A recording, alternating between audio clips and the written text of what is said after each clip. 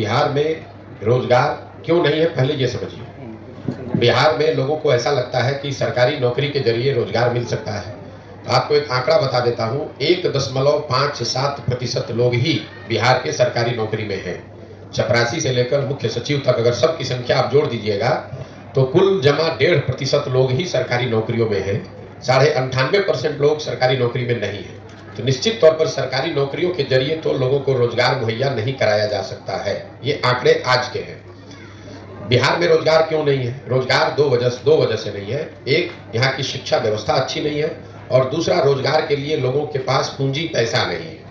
जब तक इन दो बिंदुओं को नहीं सुधारा जाएगा, बिहार की शिक्षा व्यवस्था को बेहतर बनाना और लोगों के हाथ में रोजी रोजगार के लिए पैसा पूंजी देना, ये जन स्वराज का विजन है कि यहाँ पर स्वरोजगार कैसे आएगा, पलायन कैसे रुकेगा। शिक्षा की जो स्थिति है वो लोगों को पता है। यहाँ पर स्कूल से खिचड़ी बट रही है, कॉलेज से डिग्री बट रहा है, पढ़ाई दोनों में कहीं नहीं हो रहा है। तो शिक्षित बेरोजगार, आपको भले वो शिक्षित लग रहा है, वो शिक्षित है नहीं, वो डिग्री धारक बेरोजगार है।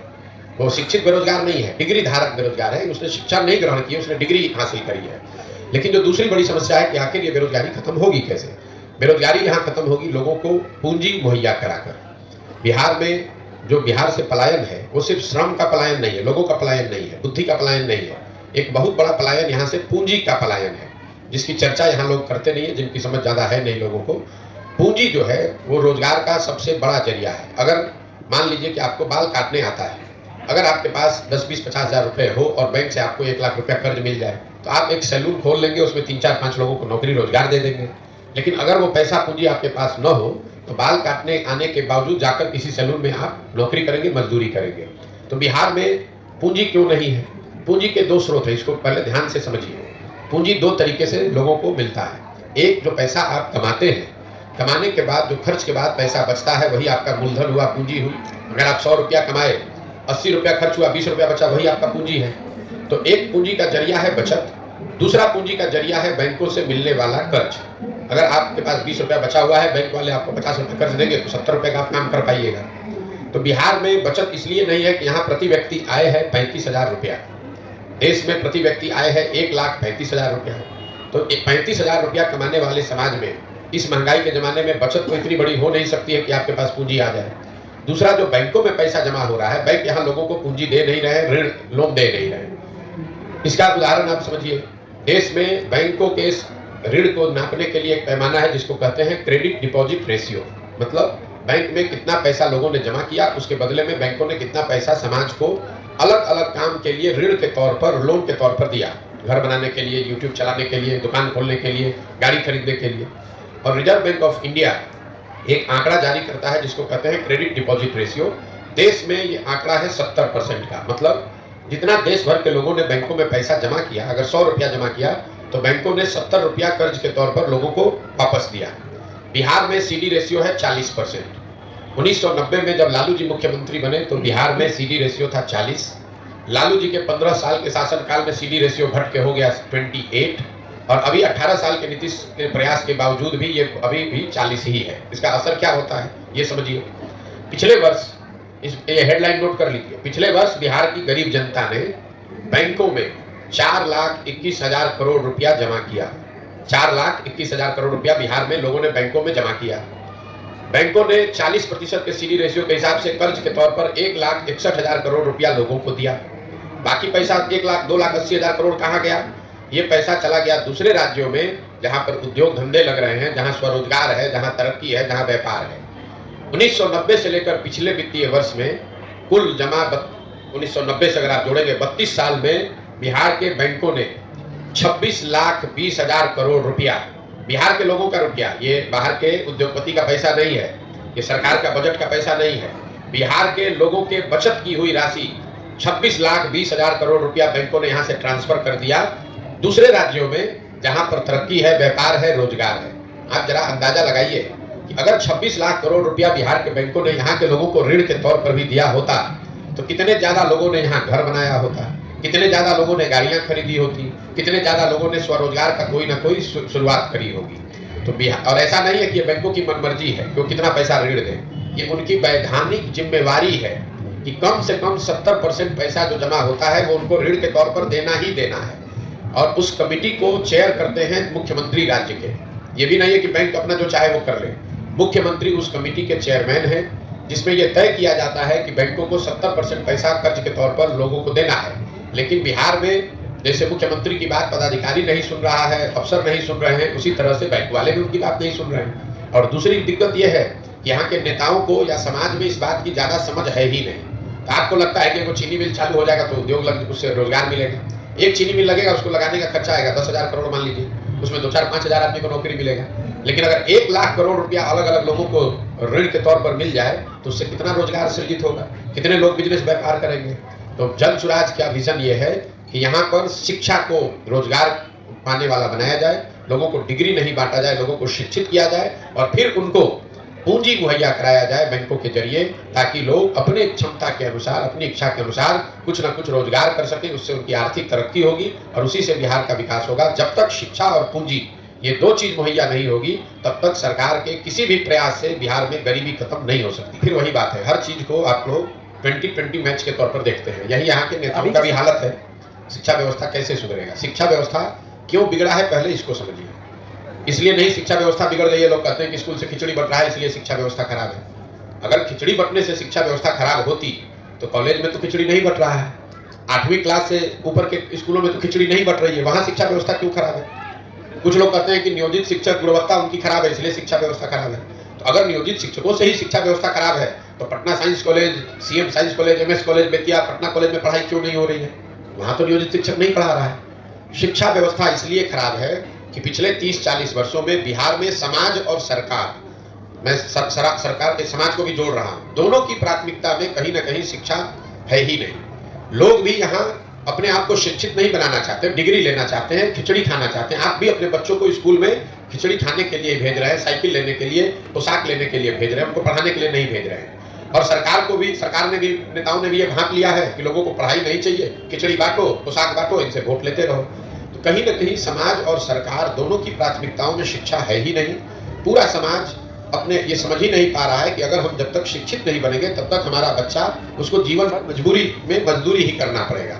तो समाज के स्तर पर यह प्रयास होना चाहिए। जहां तक सवाल है सरकार इसको कैसे सुधारेगी, हम लोग का अपना मत है कि शिक्षा व्यवस्था सुधारने के लिए बिहार में हर जगह विद्यालय बनाने के बजाय हर प्रखंड में 5 विश्व स्तरीय विद्यालय बनाने की जरूरत है और सारे विद्यालयों को बंद कर दिया जाए, 5 अच्छे विद्यालय बनाए जाए और लोगों तक शिक्षण संस्थाओं को पहुंचाने के बजाय लोगों को अच्छे शिक्षण संस्थाओं में पहुंचाया जाए। इसका मतलब यह है कि अगर एक प्रखंड में 5 सही विद्यालय बना दिए जाएं और लोगों को स्कूल बस की सुविधा दे दी जाए तो लोग 15 मिनट, हम लोग का अपना आकलन है कि किसी भी परिवार के बच्चे को 15 से 20 मिनट से ज्यादा समय नहीं लगेगा स्कूल बस के जरिए उस स्कूल में पहुंचने में, जहां पर सिर्फ खिचड़ी नहीं बटेगा, जहां पढ़ाई होगी। दुनिया भर में जहां पर भी शिक्षा की अच्छी व्यवस्था है वहां समाज के पास स्कूलों को नहीं ले गया, लोगों को अच्छे स्कूल में लाया गया।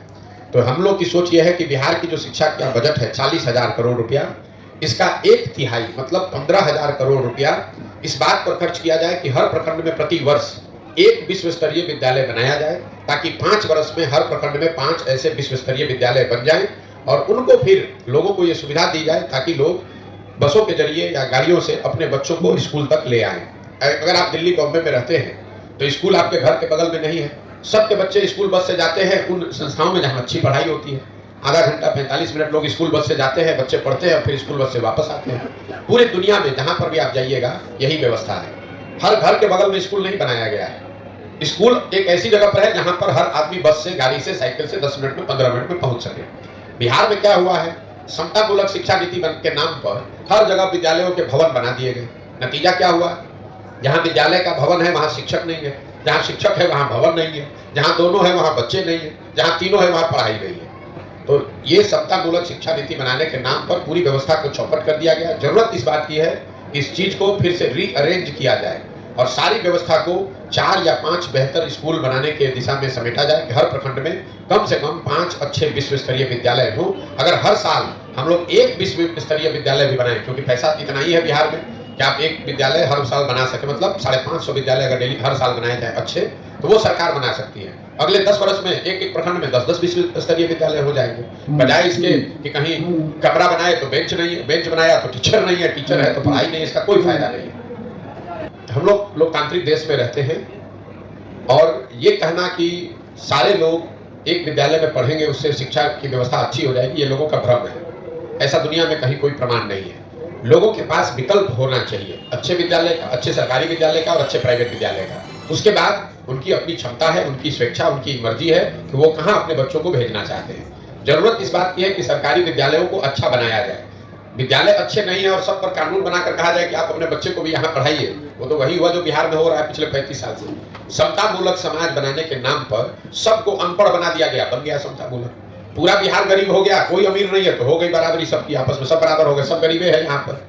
तो तरक्की के दो रास्ते, बराबरी के दो तरीके हो सकते हैं। एक तरीका यह है कि सब आगे बढ़े, दूसरा तरीका है कि भैया किसी को आगे मत बढ़ने दो, सब बराबर ही कमा रहा है, सब गरीब है। तो आप जो बात बता रहे हैं वो दूसरा तरीका है जो सही नहीं है कि विद्यालय बने चाहे न बने, लोग को लगता है कि वहां पर सारे अफसर के बच्चे पढ़ने लगेंगे तो विद्यालय सुधर जाएगा। नहीं सुधरेगा। विद्यालय अच्छा बने, उसके बाद लोगों की स्वतंत्रता है। जो अगर विद्यालय अच्छा होगा तो लोग वहां जरूर पढ़ने आएंगे। जो सरकारी कॉलेज हैं, आप जो बात कर रहे हैं, दिल्ली में अगर मान लीजिए कि सेंट स्टीफेंस है या हिंदू कॉलेज है, पटना में भी पहले साइंस कॉलेज था, पटना कॉलेज था, तो वहां पर तो बड़े से बड़ा अफसर भी अपने बच्चे को पढ़ाना चाहता था। उसके लिए कोई कानून थोड़े ना बनाया गया था, क्योंकि सबको मालूम है कि साइंस कॉलेज में हमारा बच्चा पढ़ेगा तो वहाँ अच्छी पढ़ाई होती है।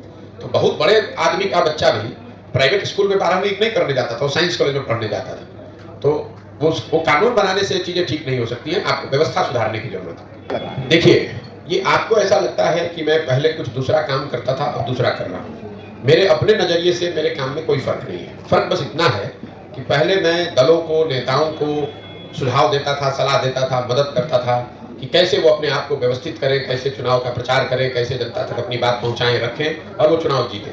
काम मैं वही कर रहा हूँ, सिर्फ दलों और नेताओं के बजाय अब ये सुझाव और सलाह हम बिहार की जनता को दे रहे हैं। बिहार की जनता को ये बता रहे हैं कि आप किन मुद्दों पर वोट दीजिए, कैसे आप आपस में संगठित होकर दल बना सकते हैं, कैसे आपको किसी के पीछे चलने की जरूरत नहीं है, आप अपने और अपने बच्चों के लिए बेहतर व्यवस्था बना सकते हैं। और पहले मैं दलों की मदद कर रहा था, अब इनकी मदद कर रहा हूँ। आपने पूछा कितने दिनों में बिहार के लोगों को समझ में आ जाएगा, मुझे इसका कोई इल्म नहीं है और न मुझे उसके लिए कोई घबराहट है। आप देख रहे हैं पदयात्रा जो मेरी चल रही है, इसमें कोई किलोमीटर फिक्स नहीं है। इसमें ये नहीं फिक्स है कि हमको 6 महीना में इसको कर लेना है, झंडा गाड़ के फिर खड़े हो जाना है। हमें बिहार के जहां तक हो सके जनमानस तक अपनी बात को पहुंचाना है, उनको समझाना है, उनसे जाकर मिलना है, समझना है और उनको संगठित करने का ये प्रयास है।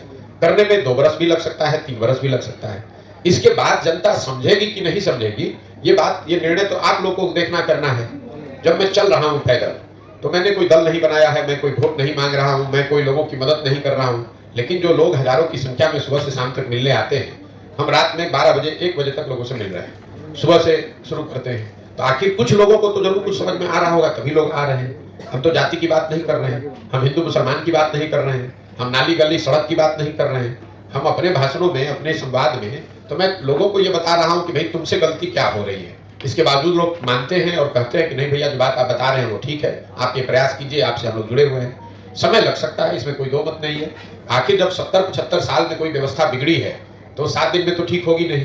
दूसरा जो ये तरीका है लोगों को जाकर बताने का, तो पूरा बिहार में हम जाकर पहले लोगों को बताएंगे, तभी तो ये समझ में आएगा कि लोगों को बात समझ में आई कि नहीं आई। जिन जगहों पर हम गए हैं वहां पर लोगों को समझ में आ रहा है, ऐसा मुझे लगता है। क्योंकि पदयात्रा जब मैंने शुरू किया था तो मेरा लक्ष्य था कि हर प्रखंड से 20 लोगों को कम से कम हम ढूंढकर समझाकर निकालेंगे, और वो 20-20 लोग भी अगर हर प्रखंड से आ जाएं तो पूरे बिहार से करीब 12-15 हजार लोग हो जाएंगे। वो लोग मिलकर ये दल, ये नया विकल्प, नया व्यवस्था बनाएंगे।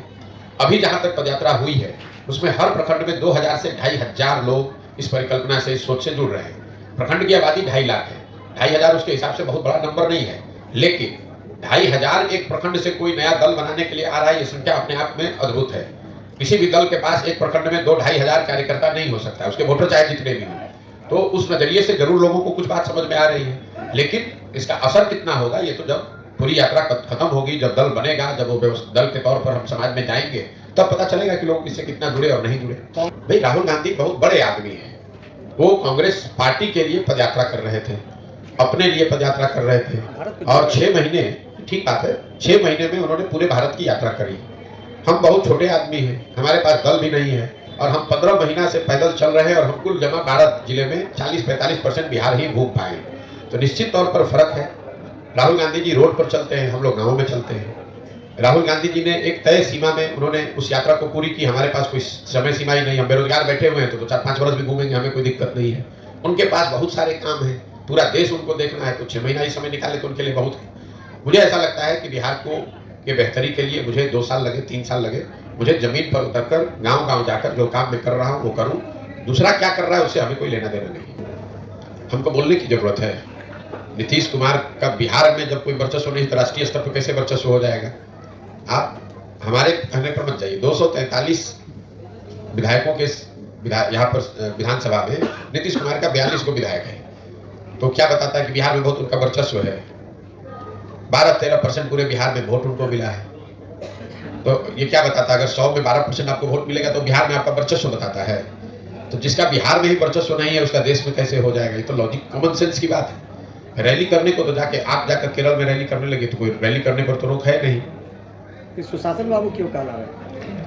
हमको तो कोई नहीं मिला जो नीतीश कुमार को सुशासन बाबू अभी कह रहा है। पहले किसी जमाने में 2005 से 2012-13 का एक दौर था जब लोगों को, बिहार की जनता को ऐसा लगा था कि बिहार में कुछ सुधार हो रहा है, और वो इसलिए लगा था कि बिहार की जनता ने 15 बरस लालू राज, जंगल राज देखा था। तो जब बहुत अंधेरा होता है उसमें एक छोटा सा दिया भी जलेगा तो उसका प्रकाश थोड़ा ज्यादा दिखता है, और कुछ प्रयास उन्होंने शुरुआती दिनों में किया भी था। लेकिन 2014 के बाद जो नीतीश कुमार हैं उनको कोई भी सुशासन बाबू नहीं कहता। वो तो खुद ही अपने आप को अगर कह रहे हैं तो सुशासन बाबू कह रहे हैं, जनता तो नहीं कह रही है। कहीं गांव देहात, सड़क, पंचायत पे तो हमको कोई नहीं मिला ये कहता हुआ कि नीतीश कुमार सुशासन बाबू है, या जो राज वो चला रहे हैं इसमें सुशासन है। लोग तो ये बताते हैं कि लालू जी के राज में अपराधियों का जंगल राज था, नीतीश कुमार के राज में अधिकारियों का जंगल राज है। फर्क तो कुछ नहीं है दोनों। भाई इतना हम दिमाग लगाते नहीं है नीतीश कुमार कहाँ रहेंगे, किसके साथ मन साझा कर रहे। नीतीश कुमार को खुद नहीं पता है कि वो कहाँ रहेंगे। हमको इतना पता है कि नीतीश कुमार के राजनीति का ये अंतिम दौर चल रहा है। आने वाले कुछ महीनों में, खास करके लोकसभा चुनाव में, चुनाव के साथ नीतीश कुमार के दल, जनता दल यूनाइटेड का विघटन शुरू हो जाएगा, और उसके बाद कुछ महीनों में उनका पूरी तरीके से यहाँ खात्मा हो जाएगा राजनीतिक तौर पर। वो न दल बचेगा, न दल के लोग बचेंगे, न दल के नेता बचेंगे। लोकसभा चुनाव तक जितना हाथ पांव मारना है मार लीजिए, 1-2 सीट जहां लड़ना है लड़ लीजिए। 1-2 कहीं कोई सफलता मिल जाए तो मैं नहीं कह सकता हूं, लेकिन हमने ये कहा है कि लोकसभा चुनाव में नीतीश कुमार के जनता दल यूनाइटेड को 5 सीट भी नहीं आएगा। अगर आएगा तो हम बिहार की जनता के सामने खड़ा होकर अपनी गलती मानने को तैयार हैं। तो आपके हिसाब 5 सीट भी नहीं आएगा, उनको नहीं आएगा, उसके बाद उनके दल का विघटन होना अवश्य भावी है। आपके जितना तो राजनीति की हमको समझ नहीं है, लेकिन अगर आप ही के बात को हम सही मान लें तो आप हमको समझा दीजिए कि मोदी जी को बिहार में तो वोट पड़ा है कि नहीं पड़ा है? पड़ा है। मोदी जी के जाति के कितने लोग बिहार में रहते हैं ये बता दीजिए।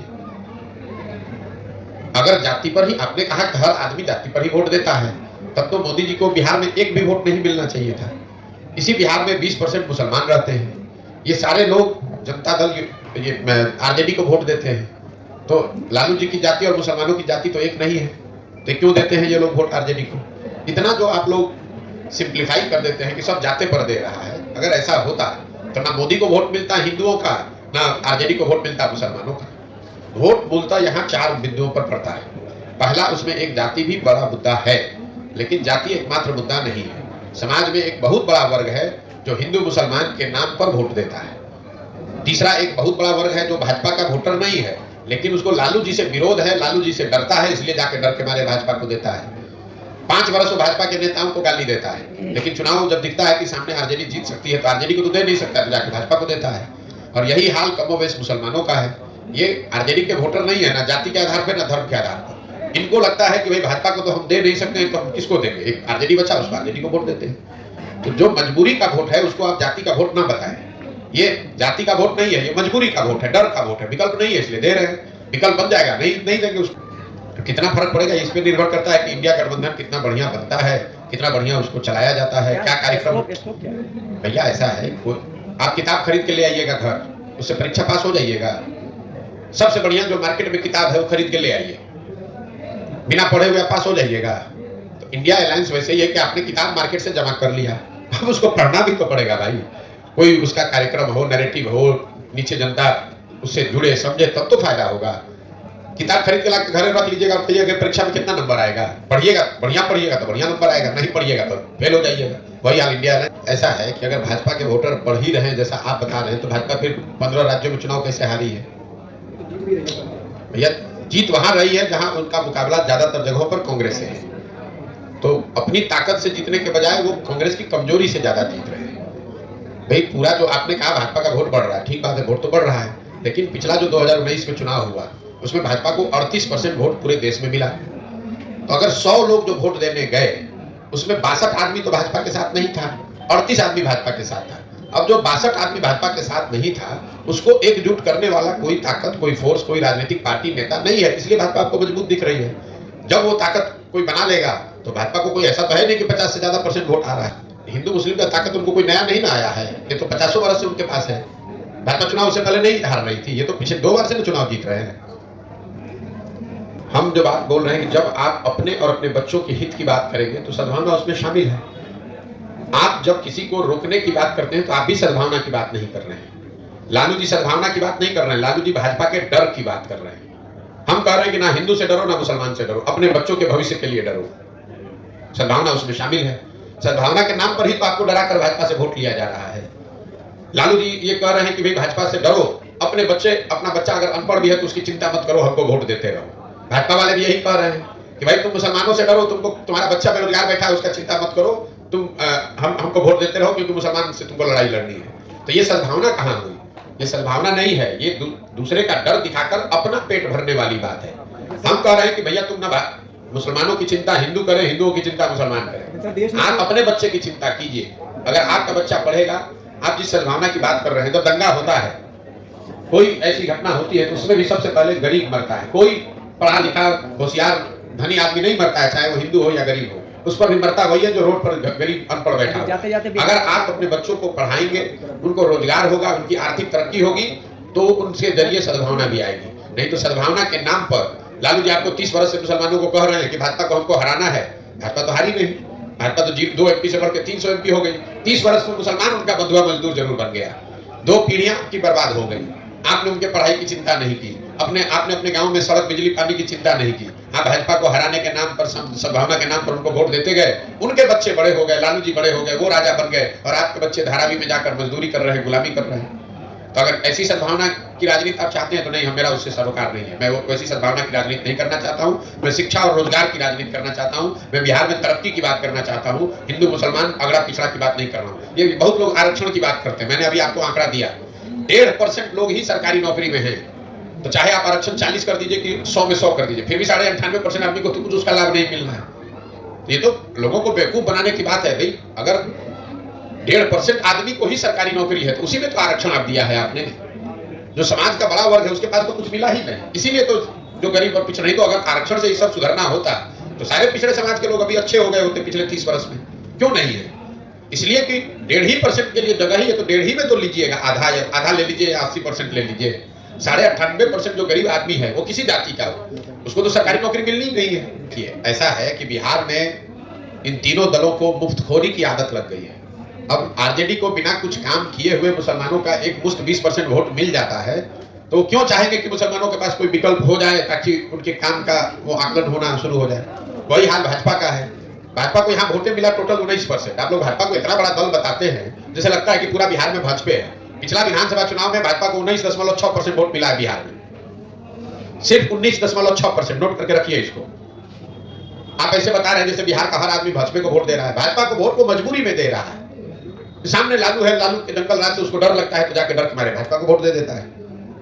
देश में उसको कोई दूसरा विकल्प दिख नहीं रहा है तो दिखता है भैया लालू के दादर से तो अच्छा है, चलो मोदी को ही दे दो, इसलिए वोट मिल रहा है। विकल्प के रूप में आप हो सकते हैं। हाँ, कोई तीसरा विकल्प नहीं, एक ही विकल्प है जो शिक्षा, रोजगार और तरक्की का विकल्प है। वो जनता का विकल्प है, वो विकल्प बनाने का प्रयास कर रहे हैं। जब विकल्प बनेगा तो आप देखिएगा ये दोनों का दोनों कट के साथ हो जाएगा। लोग इतना त्रस्त है बिहार में, चाहे भाजपा हो, जदयू हो, आरजेडी हो, लोग इतना त्रस्त है। कौन नहीं चाहता है कि उसके बच्चे को अच्छी पढ़ाई मिले?